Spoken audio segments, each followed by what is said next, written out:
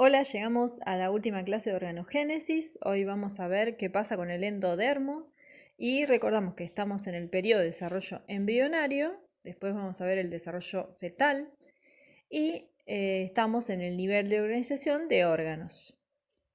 Acá estamos en un corte sagital o transversal a lo largo de la línea media de embriones jóvenes.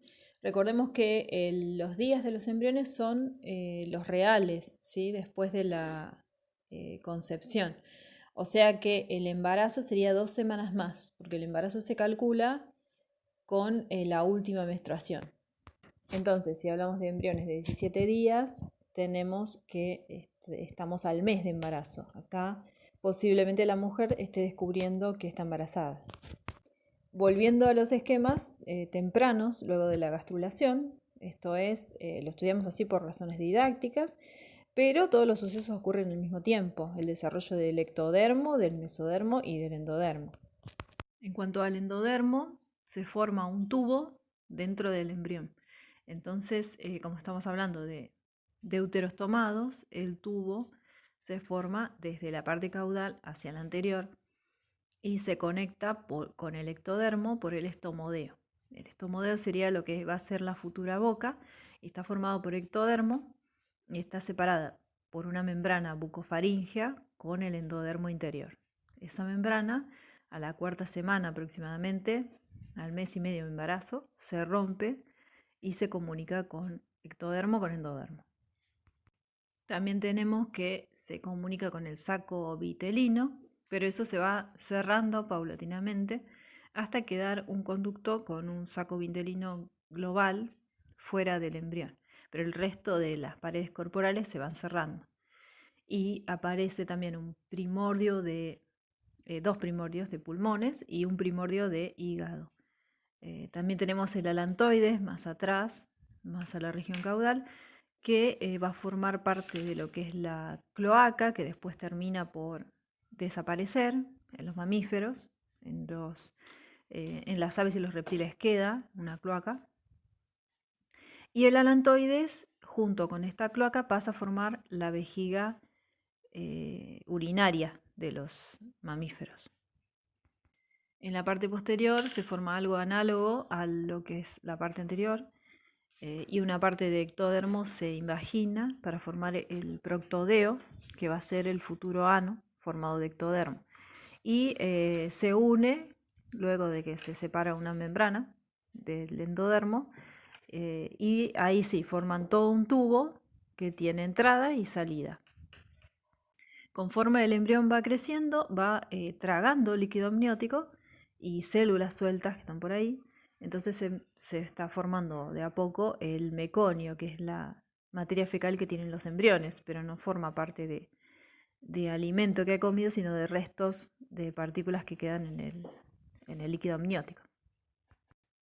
Acá en esta imagen vemos bastante bien cómo la parte anterior de este endodermo tiene las estructuras que son las bolsas faríngeas, que es en los vertebrados, como los peces, van a ser la faringe con las hendiduras branquiales, las branquias, pero en los mamíferos, en nosotros, va a formar distintas estructuras, como es la trompa de Eustaquio, la laringe, distintas partes de la faringe, el timo. Más atrás vemos que hay una estructura ahí que cuelga para adelante, que sería los primordios de lo que van a ser los pulmones, que se desprenden del endodermo también. En los peces sería un primordio de lo que va a ser la vesícula natatoria, la vejiga natatoria. En nosotros son los pulmones que cumplen la función respiratoria, son funciones totalmente distintas, pero los órganos son homólogos. También se ve ahí el esófago, más abajo se está formando el estómago, un poquito más grueso. Y bueno, el mesodermo ahí va a dividir donde está el esófago, el estómago, se va a formar la caja torácica, el diafragma, que va a separar también el corazón del hígado. Y en el hígado se ve la vesícula biliar y del otro lado también se ve el páncreas que se están formando. Después el endodermo ahí va a formar el intestino delgado, que todavía tiene una asa importante que va dirigida hacia el cordón umbilical. Y toda esa asa va a formar después el intestino delgado.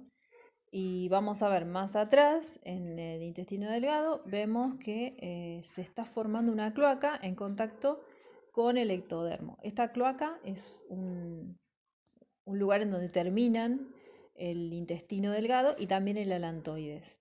Ya después el alantoides va a formar la vejiga urinaria.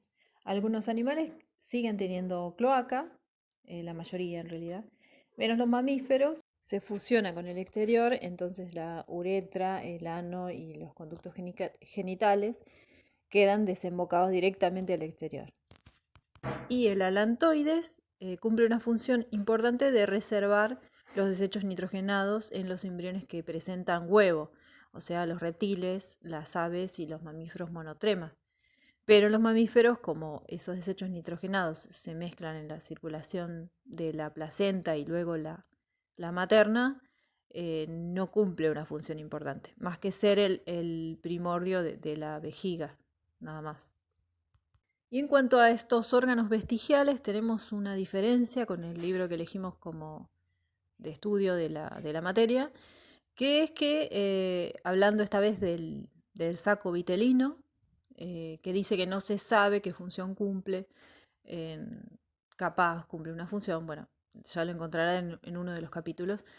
Esto nosotros sabemos desde una mirada evolutiva que es un órgano vestigial, que no cumple ninguna función importante.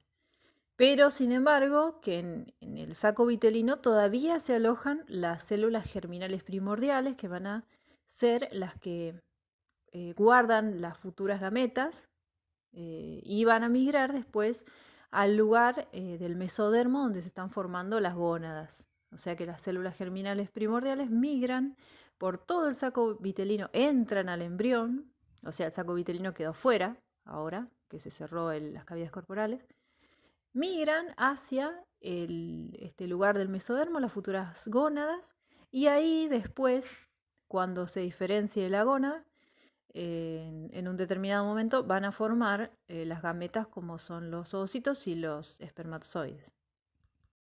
Volviendo al cierre de la cavidad corporal, partimos de un estado en donde se encuentran linealmente, de modo de que en ectodermo, mesodermo y endodermo se encuentran uno arriba del otro, y se va plegando paulatinamente, que crece además el tubo neural, se va plegando los costados, de manera que la cavidad amniótica va a rodear a todo el embrión. Y lo único que queda conectado es el saco vitelino con grandes canales vasculares que van a irrigar la placenta y de ahí van a obtener oxígeno y nutrientes. Un intercambio gaseoso y de sustancias importante entre la madre y el embrión. O sea que el pedículo de fijación y el saco vitelino va a ser el único lugar que conectan al embrión con la madre, sería. Y el líquido amniótico, y la cavidad amniótica, va a ser lo que amortigua al embrión dentro del útero. Acá en esta imagen vemos un corte transversal en donde se observa el tubo neural recién formado, el mesodermo formando las cavidades, el endodermo, fíjense el orden en que se encuentran. En la parte más dorsal, el tubo neural. Luego en negro la notocorda, que es la que induce al tubo neural a que se forme. Está pintada en negro, pero forma parte del mesodermo, es uno de los primeros tejidos mesodérmicos que se diferencia. Más abajo tenemos un vaso sanguíneo en rojo, mesodérmico también. Todos los vasos sanguíneos parten del mesodermo en su formación. Después tenemos el endodermo, el tubo digestivo, y ahí depende del corte, qué parte cortemos, se encuentran las yemas pulmonares, puede ser que también cortemos el hígado en formación, un poco más atrás sería. Y después tenemos el mesodermo que está formando las cavidades, acá ya se está formando el corazón, así que está rodeando las cavidades, la cavidad pericárdica primitiva. Después también la pleura de los pulmones va a ser formada por el mesodermo y todos los capilares que forman los pulmones. pero el tapiz interno sería endodérmico. Estos serían los alveolos, la parte interna de los bronquios y la tráquea. Acá tenemos un corte longitudinal en donde vemos a lo largo todas las cavidades que están presentes en este momento en el cuerpo del embrión en desarrollo. Tenemos la cavidad pericárdica que se está diferenciando, es formada por mesodermo y rodeada por las placas viscerales y parietales, ¿sí? Que van a formar las serosas que van a permitir que los órganos se muevan y no rocen con otros órganos. Esa es la función de la cavidad y las serosas que envuelven los órganos. También las pleuras y los mesenterios de los intestinos. Y resumiendo, el endodermo formó el revestimiento epitelial del aparato respiratorio, el interno, el parénquima de las glándulas tiroideas y paratiroidea en el cuello, el hígado y el páncreas, el estroma reticular de las amígdalas y el timo, el revestimiento epitelial de la vejiga urinaria y de la uretra, el revestimiento epitelial de la cavidad timpánica y el conducto auditivo, que esto se deriva de las hendiduras faríngeas. En otros organismos esto forma las branquias. Nosotros lo que vemos es a grandes rasgos los grandes sucesos que ocurren en el periodo embrionario, pero quien quiera ahondar un poquito más, tenemos este cuadro que les dejo para que consulten qué ocurre en determinado momento, en determinado número de somitas. Estas son las estructuras mesodérmicas que se repiten de manera segmentada en los vertebrados, y la longitud que tiene el embrioncito en ese momento, que es lo que se puede medir y observar directamente, porque los somitas no se pueden contar, son muy chiquititos.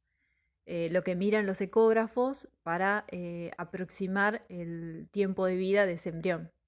Y bueno, los grandes sucesos que ocurren en el mismo. En cuanto a las consideraciones clínicas, el periodo embrionario es el periodo más crítico del desarrollo, porque se están formando estructuras, los esbozos de lo que van a ser las futuras estructuras muy importantes. Y si analizamos con una gráfica, vamos a ver que el riesgo de inducción de anomalías congénitas es máximo en este periodo embrionario. También tenemos un estudio acá de anomalías congénitas hecho en una torta, en donde vemos que algunos son mutaciones genéticas o problemas genéticos, problemas en el ADN heredado. También tenemos que hay problemas ambientales, o sea, esto es el consumo de drogas, alcohol, nicotina por parte de la madre.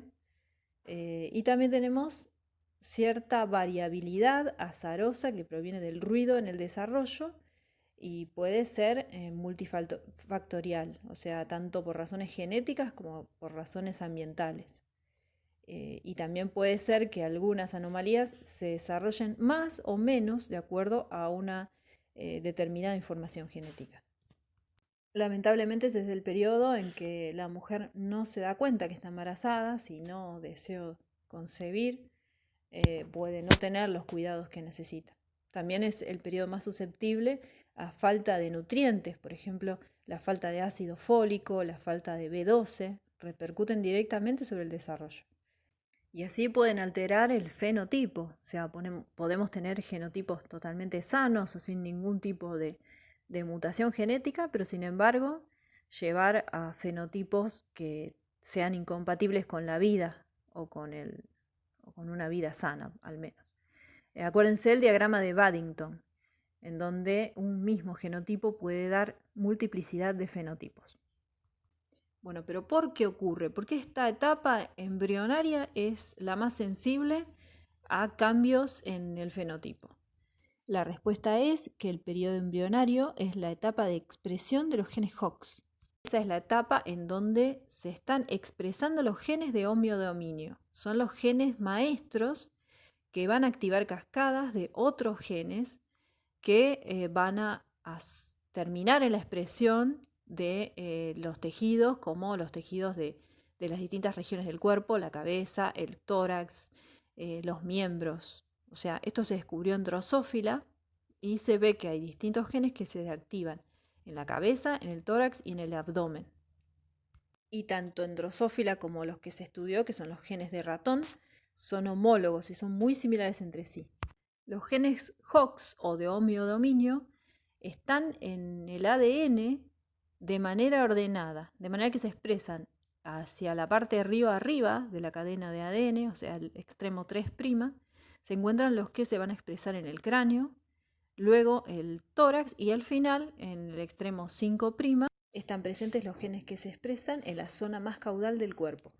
Si estos genes llegan a mutar, la mutación se expresa profundamente, o sea, se ven grandes alteraciones en los patrones corporales. Esto podría ser una prueba de la hipótesis o la idea de monstruo afortunado de Eldredge y Gould, que hablaban de la evolución por equilibrios puntuados, que surge un nuevo organismo muy diferente a sus ancestros, que puede ser compatible con un determinado medio y tener más éxito reproductivo que sus ancestros, y así surgen nuevas especies. Se han hecho experimentos en Drosophila en donde se noquea, o sea, se muta artificialmente un gen de manera que queda silenciado, y se ha logrado, mediante el knockout de Antenapedia, este monstruo, que es una mosca que tiene en el lugar de las antenas, tiene patas, o sea que se noqueó un gen de expresión en la cabeza. Entonces no se impide que se expresen más patas en regiones anteriores. Se ha hecho lo mismo para genes de expresión del tórax. Entonces, al noquear estos genes, hasta mutarlos, no se impide la expresión de otro par de alas más, en donde debería haber un par de halterios, que son las estructuras, son primordios de alas que tienen los dípteros, las moscas, o sea, que tienen, lo usan para hacer equilibrio. Entonces, bueno, no tienen estas estructuras y tienen otro par de alas. Esto es totalmente anómalo en los dípteros. Y se logró gracias a noquear estos genes maestros del tórax. Bueno, hasta acá llegamos y esa es la importancia del periodo embrionario, porque este periodo embrionario es clave para la formación de las estructuras más importantes que se terminarán por desarrollar en el periodo fetal. Así que bueno, terminamos por hoy. Hasta la próxima.